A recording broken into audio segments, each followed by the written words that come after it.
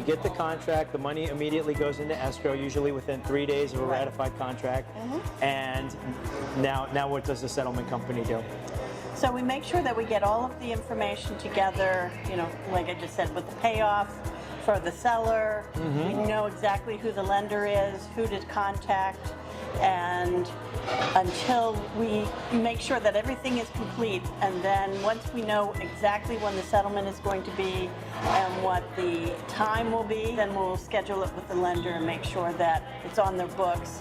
So when that date comes, we're not scrambling to get the papers. Absolutely. Okay.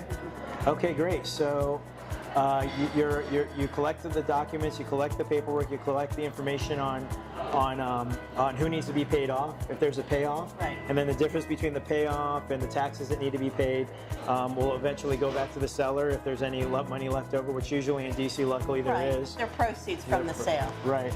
And then we make sure that we have how they want their money dispersed. Usually it's by a wire transfer. Very, very often they'll want a check, but usually we do the wire transfer.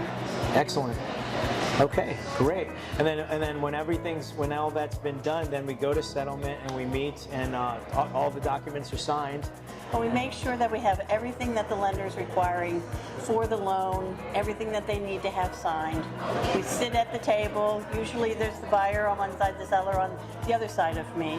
And we go through and I will explain all of the documents to them, what they mean, especially with their loan, what their interest rate is, what their, you know, when they start paying, when it is going to be paid off, you know, everything that's associated with the loan.